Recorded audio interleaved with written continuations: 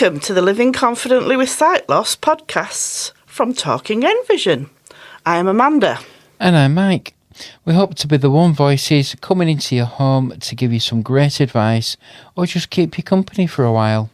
You know what, Amanda? One of the things we hear a lot at Envision here at the Sight Loss charity is how isolating it can be to have a sight impairment. But then what happens when you also start to feel vulnerable in your own home too? Oh, that's understandable, Mike. In fact, it's one of the things everyone worries about, how to protect yourself. We're not just talking about locks and alarms and things like that, but the large number of fraudsters and scams there are around at the moment. Yeah, unfortunately, there's quite a lot about, sadly. And of course, we're always going to focus on the most vulnerable people. So someone with low vision could appear to be an easy target for them. Or if you are a senior citizen, they won't think that you'll check things carefully. So what do people need to be aware of? Well, let's actually start with how to stay safe online, should we? Because that's a topic we cover in our Technology with Confidence sessions. We do these regularly at Envision, where people come and learn about technology, not just the assistive technology, the things that would help them, but also the things not to do with technology that can leave you open to frauds and scams. Obviously, if there's anybody out there would like an in-person session on that, that's something to look out for in the future. But perhaps today we can go over some of the golden rules about staying safe online. Yeah. Well, one is not to download software or anything on your computer, tablet or phone without being 100% sure it's a genuine and trusted program. One of the things we're going to look at next year is some apps that are brilliant for people with sight loss, apps that we know we can trust. But actually, do you know that most scams, Mike, are not from going on websites or downloading apps that are dubious?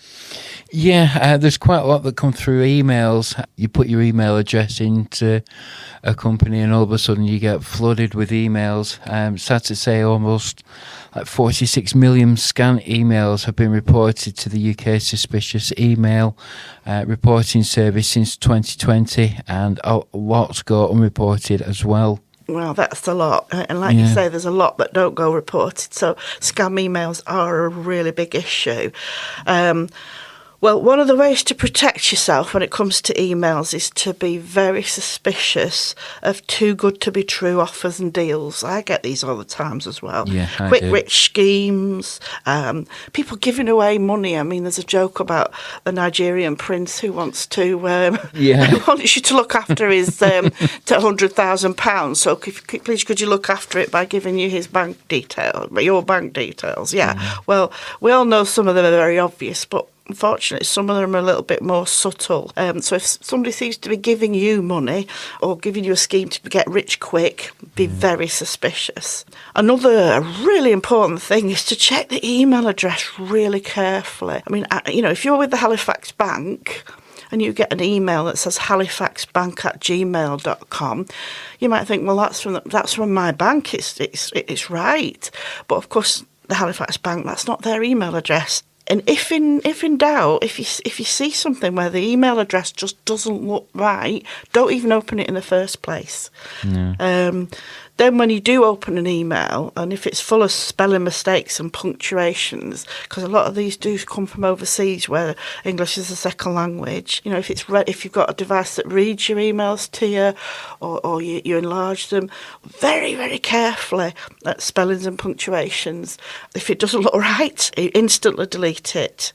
But the big rule, the hard and fast rule, is never to give your bank details to somebody that asks them for in an email, and never download anything that's attached to an email.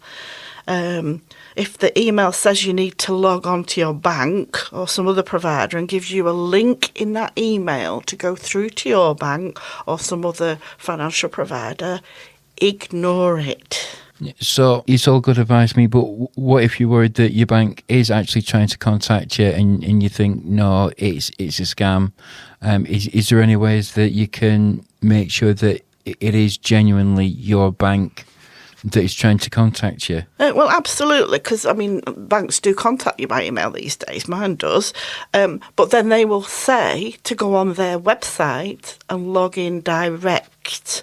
And I think that's the subtle difference. If the email says click on this link and log into your bank, that's dubious. If it says please log on to your online account, and you go off that email and then into your account, that just gives you that extra security that you are genuinely log on onto the proper website. Again, they put up scam websites that look like the bank's website that you then log on to, and you find yourself, with an empty bank account. Go onto the official website for your bank or onto your app and do it direct the way you normally would, and don't use emails as a portal, really. Yeah, I mean, it can be hard to resist if it sounds urgent, doesn't it? Oh, yes. Scammers love to use scare tactics. It's one of their favourite ways of getting you to click on things you shouldn't do. Social media, for instance, they say, oh, you're going to lose your account, we're going to wipe your profile off. This is Facebook.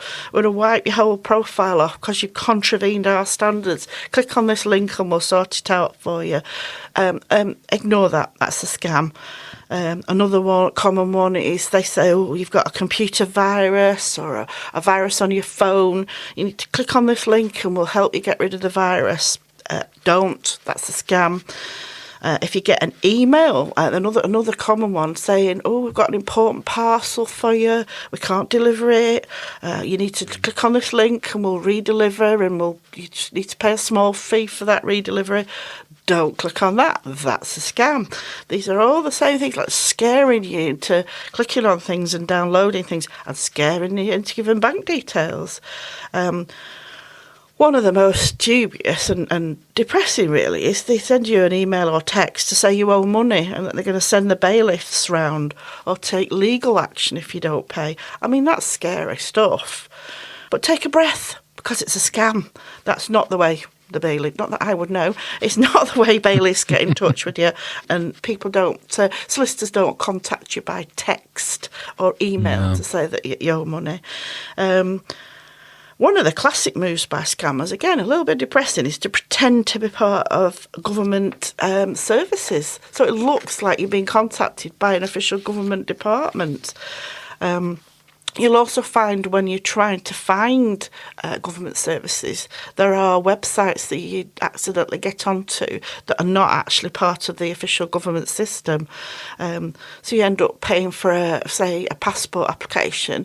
You end up paying double because you're actually on not the government website, but a third party that will apply for a passport for you. Or if you're going to America to see relatives and you want an ESTA, a visa for America, you'll go on a website that actually will do it for you, but then charge you like 10 times what it would cost to go on the official website. Yeah. So go on official websites, and if a government department contacts you, again, take a breath, go back online, go on the official government website and start from there. That's www.gov.uk. Go from there, and that has a list of all the official services, official phone numbers, official websites, so you can check you're on a genuine government one. If they ring you up, just make an excuse. Say, look, I'm busy at the moment. I'll ring you back in like 5 minutes. And just go onto the website and get the official number, hang up the call. It's not really something that just happens with emails, is it? No, you made a very good point there, because scammers will manage to get your phone number and call you and text you too. So that's another thing to watch out for. The same rules apply, really, whether it's an email, telephone call, text. If they ask, it seems worrying, urgent and related to your finances, take a breath, because the chances are this is a scam and not real. Credible organisations will invite you to log on to their website, or they will invite you to ring the official number, and they don't get you to click on links. Don't click on links. And perhaps one of the worst things to feel is when you get a phone call from a scammer. Again, this is something that happens all the time. You get a call that says they're from the Black Bank or even from the police, and they say, we're worried about you in having a fraudulent situation, we think you're being scammed. Would you please give us your bank details and we can check that for you? Now, how awful is that? Because obviously you trust it that if somebody's looking out for your best interests, and in fact they are the fraudsters and they are asking for your bank information to take money off you. The police and your bank will never ask you to give bank details over the phone.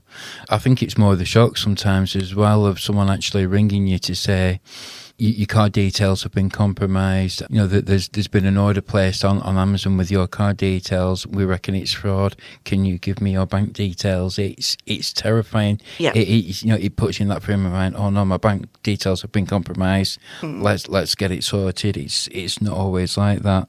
Absolutely. You know, what about when people come to your door? Because people can just walk up to your door, can't they? Well, yeah, that's again another big worry for everyone, but especially those with a sight impairment. But again, same rules apply really. Don't agree to offers or deals immediately. If somebody comes to your door, just ask to give details, but then send them on their way before you make any big decisions. Give yourself time to think about it. There are a lot of doorstep scams. I mean, one of the most popular is to say that they're a charity, collecting for charity. That's not necessarily always the case. And they can be polite and friendly. And they can even flash a badge at you and don't give you a chance to actually look at it properly. And obviously, if you've got a sight impairment, you might not be able to study it in detail anyway. So watch out for that. There's ways to give to charities that don't involve doing it on a doorstep. You get traders not say, "Oh, I've just noticed there's a big hole in your roof. Did you know about it?" Or, you know, "We're in the area doing paving for people's driveways and we can do yours at half price." Just take a breath and get all this information checked out but independently, or get somebody to help you check whether it's real. Don't just go along with it. And I'm not. This is really good to know. Utility companies and the police have a password system. So if somebody comes to your door and says they're from one of the utility companies or from the police, use the password systems that these organisations operate. Give their office a ring, get a password sorted out, and then only speak to these people. Only let them in if you've checked that they've got the right password. And don't take people in delivering things that you didn't even order. And if somebody comes to your door and says, "Can I use your toilet or your phone?" I'm sorry, but the answer has to be no, because for everyone that's genuine, there's another 9 that are probably fraudulent. So sadly, in this day and age, we do have to be extra cautious and say no. What should people do if they spot a scam? Just to recap on all this. Well, I mean, there is a lot of wonderful people out there, but obviously there are a lot of scammers, and you mustn't be embarrassed if you fall for one of these. You must report it straight away, because there are sometimes ways to get your money back, and it's important to flag these things up to other people as well. So don't be afraid to admit that when you've fallen for one, or just when you think you've been a victim of somebody trying to scam you, please get help, or please report it. There's an organisation called Action Fraud, and they are a very helpful organisation. Their number is 0300 123 2040. I'll repeat that. 0300 123 2040. If you get suspicious texts, you can actually just forward them on to 7726. That's free, 7726. And that's an organisation that will have a look at fraudulent texts and sort that out for you. Obviously, you can contact your bank if you've got any doubts. That banks really are hot to trot on fraud these days and will want to know if you've been approached. So please contact your bank or credit card if you think something concerns you. There's actually a number you can ring that's 159, and that will sort out any banking issues and put you onto your bank and that sort of thing. So 159 is a phone number that's worth making a note of. Yeah. And don't be scared to call or get in contact, even if it turns out to be a genuine call from your bank or from whoever, from the police. As long as you're reporting it, it makes you aware. It makes them aware as well that you are taking fraud seriously and scammers seriously. And I don't think the bank would mind if you say, "Look, Yeah, I don't know if you're genuine or not. Let me call you back. That they will understand.